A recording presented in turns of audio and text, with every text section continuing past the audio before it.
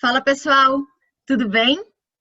Hoje, a nossa convidada, ela foi influenciada pela família para se tornar uma amazona.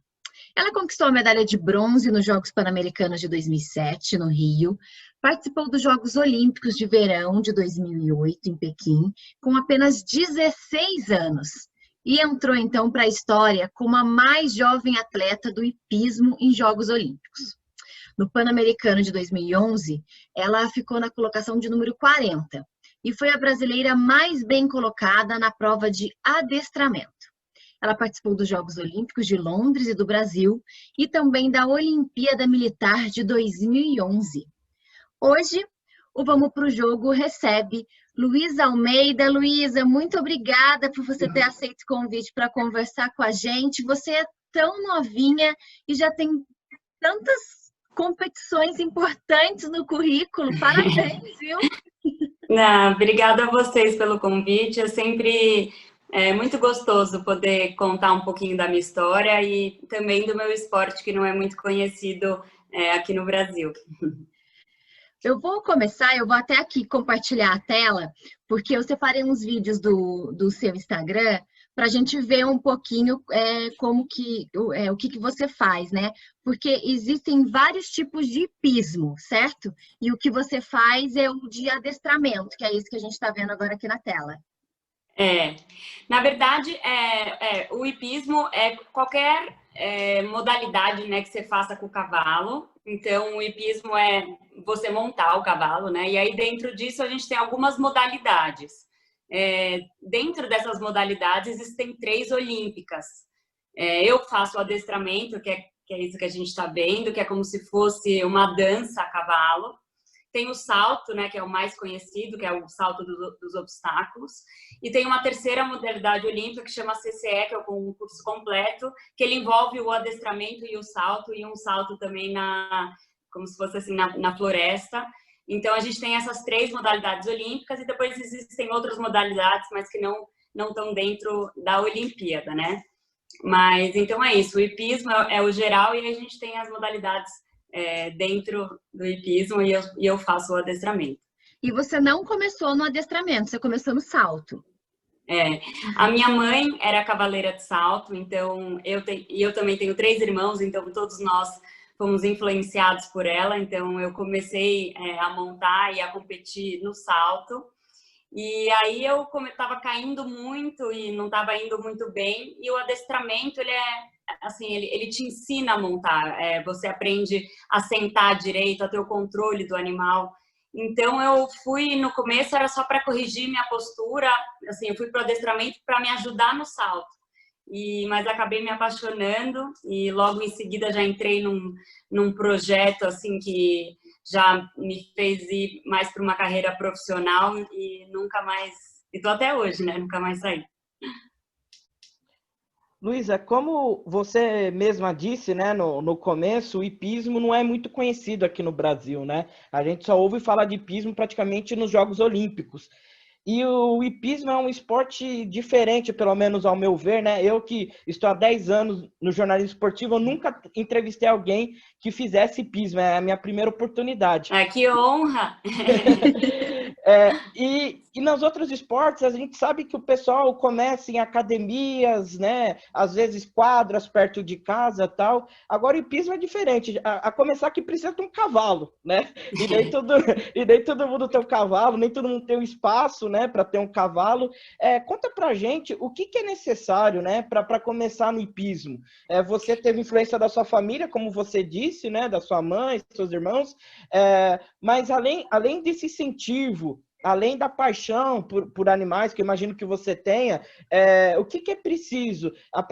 Onde que a pessoa faz curso, faz aulas? Qual que é o caminho das pedras aí para alguém que quer entrar nesse mundo do hipismo? Realmente não dá para negar que o hipismo não é um esporte fácil, né, de entrar, enfim, não é que nem futebol, que você só precisa de uma bola e de um espaço, que você já pode, né, começar a treinar, ou enfim, pelo menos a conhecer o esporte, né? Mas hoje nas hípicas, né, a gente tem centros hípicos, tanto na área urbana e muito na área rural, claro, porque é um esporte que precisa de mais espaço. Mas se você quiser começar a montar, você procura uma hípica, né? Um centro de treinamento de cavalos, e lá a gente tem as escolinhas. Então você não precisa ser sócio da hípica para você começar a montar, você não precisa ter um cavalo próprio. Então tem as escolinhas que a hípica ela oferece a certos animais, e esses animais são rodados entre os alunos. Então você paga só uma mensalidade, como você pagaria tipo numa escolinha de tênis ou numa escolinha de futebol. E isso foi uma ótima pergunta, porque poucas pessoas sabem, né? Já imaginam que é tipo um esporte caríssimo, impossível, né? Que não é zero acessível, que você tem que ser sócio, que você tem que ter cavalo próprio, e isso não é mito, não é verdade, né? A gente tem as escolinhas que tem essa acessibilidade, é uma mensalidade, né? Dependendo, enfim, de quantas vezes por semana você queira fazer. E então você pode ingressar dessa maneira, indo nas hípicas, nos centros de treinamento, e ingressando nas escolinhas e pagando essa mensalidade, né, nas aulas de equitação, como você pagaria numa mensalidade numa academia ou, enfim, numa escolinha de qualquer outro esporte. Luísa, no hipismo de adestramento, homens e mulheres competem juntos. Talvez seja o esporte que não tem essa separação. Como que funciona isso e qual o tempo de carreira de um atleta? Você começou muito cedo, foi destaque muito cedo, com 16 anos, porém, alguns atletas competem com 50, 60 anos. Como que funciona isso? É isso mesmo. Eu acho que esse é o atributo mais incrível do meu esporte, e não só, né, do adestramento, daí eu tenho que falar aqui, né, do hipismo no geral, porque é muito técnico, né? Então, na verdade, assim, eu sempre falo que o cavaleiro, ele é o atleta técnico e o cavalo é o atleta físico. Então, a gente não tem a força física, e por isso que homens e mulheres competem por igual, né? A gente não tem a categoria feminino e masculino, nós competimos todos juntos. E, além de tudo, como você falou, tem essa faixa etária super ampla. Quando eu fui para Pequim, eu tinha 16 anos, eu estava batendo recorde por ser a mais jovem a competir numa Olimpíada no hipismo, e junto comigo tinha um cavaleiro do Japão que estava batendo recorde por ser o mais velho, também dentro do hipismo, ele estava com 72 anos. Então, assim, é um esporte muito, muito democrático, e eu acho muito apaixonante justamente por isso, porque é extremamente técnico. E eu acho que em Londres, se eu não me engano, o cavaleiro que levou a medalha de ouro no salto, ele tinha 54 anos, enfim, na média ali dos 50 e poucos anos. Então, realmente é um esporte muito bonito por ser extremamente técnico. Ô, Luiz, agora falando um pouquinho do seu dia a dia, conta pra gente como que é a rotina de treinos. Você treina todos os dias? É sempre com o mesmo cavalo? Como que funciona essa rotina? Então, os cavalos, eles têm que ser trabalhados, movimentados todos os dias, até por uma questão de saúde, né? Eles vão sair da baia, então eles treinam normalmente de terça a domingo, nós treinamos, né, de terça a domingo. Segunda-feira é o day off, é o dia de descanso, porque normalmente a gente compete aos finais de semana, então segunda-feira é o dia de descanso. E os cavalos, eles têm o treinamento dividido em 2 períodos. Normalmente um período é o treinamento físico para condicionamento mesmo, a gente até tem uma esteira para cavalo. E depois o outro período é o treinamento técnico, que é onde a gente faz realmente o treino específico para a sua competição, né? Repassa os exercícios da prova, então, enfim, dependendo do nível que você tiver, você foca no treinamento específico técnico do seu nível de competição. E é mais de um cavalo? Assim, se você puder e tiver, quanto mais, melhor. A gente sempre fala que os cavaleiros, como eu estava explicando, né, é muito mais importante eu estar, assim, 8 horas em cima da sela, não de um cavalo só, né? Cada cavalo treina normalmente, cada período de treinamento, 1 hora. Então, em vários cavalos diferentes, do que eu estar na academia e fazendo o meu preparo físico, entendeu? É muito mais importante, a gente fala, ter tempo de sela do que o resto. Então, quantos mais cavalos você tiver a chance de montar, a chance de treinar, mais você vai aperfeiçoar a sua técnica e aí, enfim, mais chances de chegar no alto nível, né, você vai ter. Eu vou pedir licença para o Samu, né, que ele costuma falar 2 perguntinhas, então eu vou roubar esse seu bordão, tá, Samu? 2 perguntinhas, Luísa. Primeiro, eu fiquei muito curioso para saber qual seria o valor dessa mensalidade, a média, né, da mensalidade nas hípicas que você falou, tal, que muita gente acha que é muito caro, tal, que é inacessível, mas que dá para pagar essa mensalidade aí e você conseguir aí, né, praticar com cavalo nas hípicas. E segundo, a gente sabe que no Brasil, quando a gente fala de esporte, é basicamente futebol, né? E nessa pandemia, acho que essa diferença ficou mais gritante ainda, porque houve um apelo muito grande pela volta do futebol, né? Todo dia na mídia falando, vai voltar, não vai voltar, quando os campeonatos vão voltar, enfim. Houve uma comoção muito grande e a gente não viu essa comoção para outras modalidades, né? Para a volta de outras competições, de outras modalidades. E você, como atleta, né, do hipismo, como que você viu isso? Essa comoção toda que fizeram em torno do futebol e as outras modalidades não tendo tanta essa atenção aí para as voltas das competições. Isso acho que é um problema cultural que a gente tem, né, que está enraizado. Eu acho que, no fim, os outros esportes acabam levando um pouco carona com o futebol, né? Aquilo que for decidido para eles é muito difícil depois não ser decidido para os outros esportes. Então, às vezes, por eles terem mais visibilidade, mais patrocínio, mais tudo aquilo que a gente já sabe, conseguindo para eles, depois a gente leva uma carona com as decisões que eles, enfim, que eles tomam para si, né? Então, eu vejo uma vantagem dentro dessa desvantagem. Mas assim, dentro do hipismo, né, falando do meu esporte, a gente nunca parou de treinar, justamente porque a gente mexe com o ser vivo. Então, se o cavalo ele fica parado, eu não tenho acesso a ele, ele fica parado dentro da baia, ele corre risco de vida.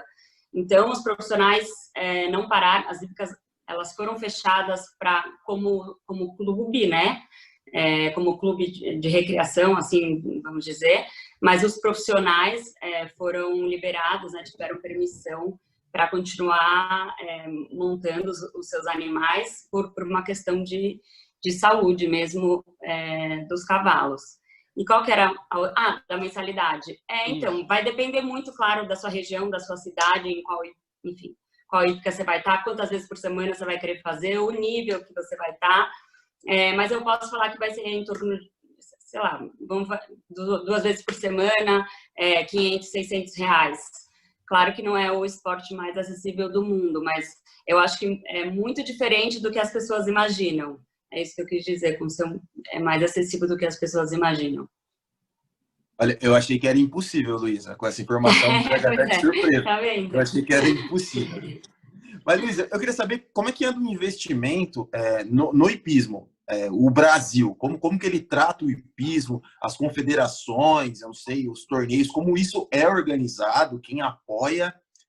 O Brasil está muito longe das grandes potências, já é uma grande potência, e quem são as grandes potências, né, no caso? É muito complicado, assim, acho que eu posso falar no geral, porque quando você não tem medalha, né, quando você não tem resultado, você não tem patrocínio, e aí você entra nesse ciclo vicioso, que se você não tem patrocínio, você não tem os melhores cavalos, e aí você não tem os melhores técnicos, aí você não tem medalha, aí você não tem visibilidade, daí você não tem patrocínio. Então, é muito complicado. E, além de tudo, geograficamente, o Brasil perde também, porque a gente está muito longe. Então, por exemplo, para a gente fazer uma prova internacional aqui, trazer todos os juízes para cá, trazer todos os outros competidores para cá, isso dentro do hipismo, né? Porque a gente tem que competir cada um com o seu cavalo. Então, assim, a logística é muito séria. Ninguém vai colocar um cavalo de um valor altíssimo num avião para vir para o Brasil competir, entendeu? É muito complicado. Então, a maioria das provas acontecem ou nos Estados Unidos ou na Europa. Normalmente, a gente tem que decidir. Quando eu estou, por exemplo, para me qualificar para uma Olimpíada, por exemplo, eu faço a minha classificatória ou nos Estados Unidos ou na Europa, que tem uma quantidade enorme de provas, que me classificam no ranking, né? Que são provas internacionais que valem para o ranking. Então, também tem isso, assim, também tem essa questão geográfica que o Brasil sai perdendo bastante. Então, é muito complicado. A gente tem, graças a Deus, tem aqueles apaixonados pelo esporte, pelo cavalo, como, por exemplo, meu pai, que é um criador da raça puro sangue lusitano, que é a raça que eu compito hoje, como ele, enfim, alguns outros. Então, a gente tem essa sorte de ter esses grandes apaixonados e apoiadores. Então, de vez em quando, a gente consegue fazer grandes eventos aqui no Brasil, mas realmente complicado, assim. Por isso que você vê a maioria dos cavaleiros indo para fora, né? Sei lá, você vê a equipe do salto hoje tá praticamente toda na Europa, porque é muito complicado você fazer Aqui no Brasil a gente tem, sei lá, 4 provas internacionais por ano. Na Europa você tem final de semana sim, final de semana não. E aí os caras fazem ponto. Aqui eu tenho 4 chances para... É muito complicado. E quem são as maiores potências do esporte? Mundial, Alemanha, Inglaterra, Holanda, Dinamarca, Estados Unidos. Hoje os Estados Unidos já caiu um pouco. Mas essas 3, Alemanha, Inglaterra, Holanda, Dinamarca. Deixa eu ver se estou esquecendo de alguma. Mas acho que é por aí. E o Brasil está muito longe, não? No adestramento, sim. É bem longe. Assim, a gente ainda está na Olimpíada como equipe, conseguir levar 3 cavaleiros, né, brasileiros dentro de uma Olimpíada já é maravilhoso para nós. Agora, no salto já não, né? A gente já tem aí algumas medalhas e, enfim, temos um legado bonito já no salto. Então, vamos ver se o adestramento daqui a uns aninhos consegue, enfim, traçar esse legado também. Luiz, agora falando um pouco dos cavalos, como que você escolhe o cavalo? Por quanto tempo que você trabalha com o cavalo? Não sei se existe um ciclo olímpico, não sei como é. E também queria que você falasse como que é a rotina deles em relação aos veterinários. Quando você vai para uma prova, eles passam por exames de doping também, são examinados, enfim, como que funciona isso? Então, a escolha do animal, você tem 2 opções. Se você tem relação com algum criador, que era o meu caso, né? O meu pai é criador, então, enfim, tem desde a preparação da escolha genética, da melhor égua com o melhor garanhão, enfim, aí você espera nascer, treina, enfim, então tem esse caminho. E o outro caminho, é claro, você comprar um cavalo já ou mais novo ou mais pronto, enfim, então são essas 2 opções. Claro que a opção da criação, ela demora muito, né? Tipo, por exemplo, na regra, tem uma regra que o cavalo, para ir para uma Olimpíada, ele tem que ter no mínimo 8 anos. Então, são no mínimo 8 anos de treinamento para você chegar numa Olimpíada. E 8 anos, normalmente os cavalos na Olimpíada, eles têm de 11 para cima. Assim, 8 anos é um cavalo muito cru ainda, sabe? Então, assim, são anos e anos de treinamento. E que mais? Da rotina de veterinário. O doping, ele existe em todas as provas internacionais, é um sorteio que tem, e porque normalmente as provas internacionais são classificatórias para grandes competições, né, como Olimpíada, PAN, Mundial, tal.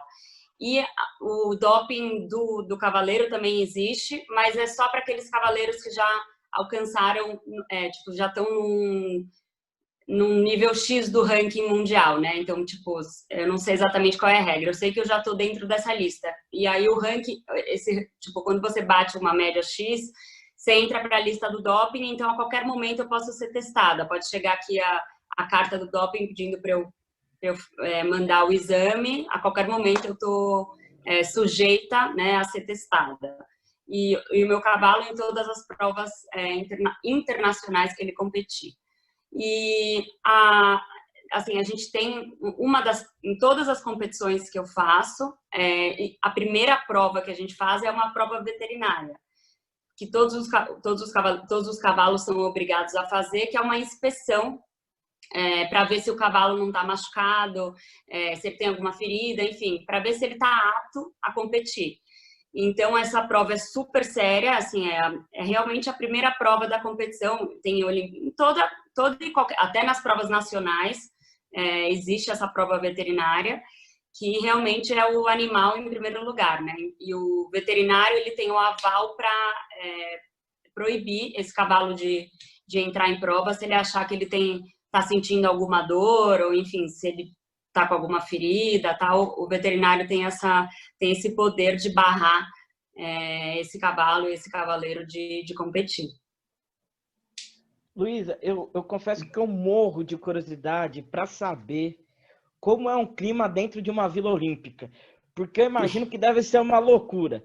Você tá ali para competir, realizando o sonho, mas passa ali, né, vários mitos do esporte ali. Como que é? Você consegue aproveitar isso? Você é daquelas que tietam outros atletas? O pessoal sai correndo para tirar foto com o outro? É um festival de selfie? Como que é isso? Porque eu imagino que deve ser uma loucura uma Vila Olímpica. Realmente, assim, a Vila Olímpica acho que é um sonho. Realmente não tenho palavras para descrever. Sempre que eu tô lá é a realização de um sonho. Nossa, não sei nem o que te falar. Eu tiro foto realmente com todo mundo que eu posso. Acho que são tantas histórias. Todos os atletas que estão lá têm alguma coisa para te contar, para te inspirar, para te ensinar.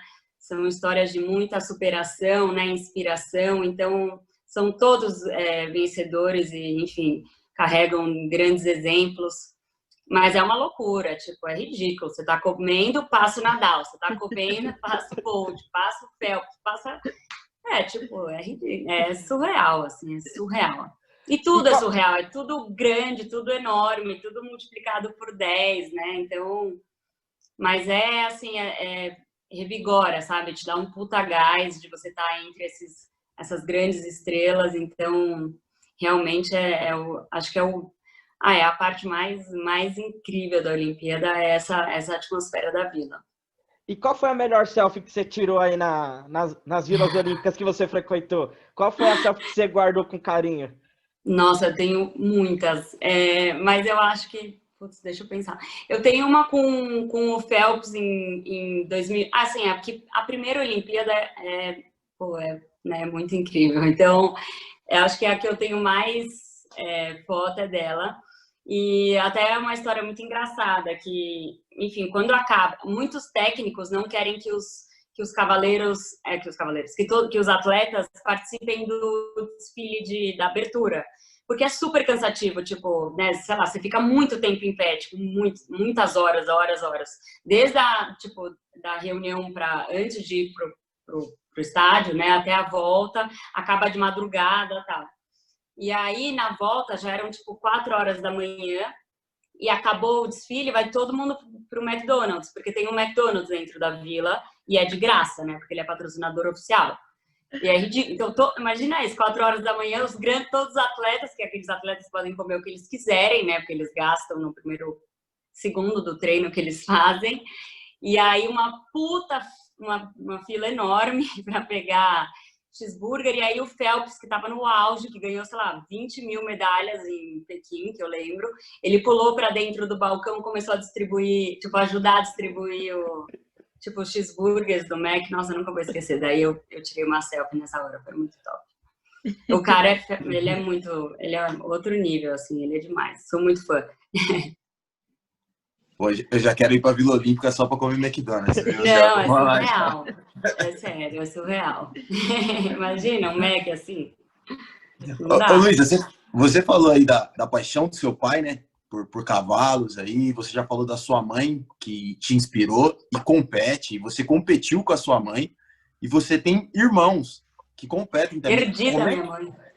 Então, como é que é toda essa disputa em casa? Como é que... E você é o principal nome, acho que é o nome de maior destaque do hipismo brasileiro é você. Então, como que é essa disputa? Como é que é quando chega em casa, senta todo mundo para bater aquele papo no domingo? É só pau, né? Não...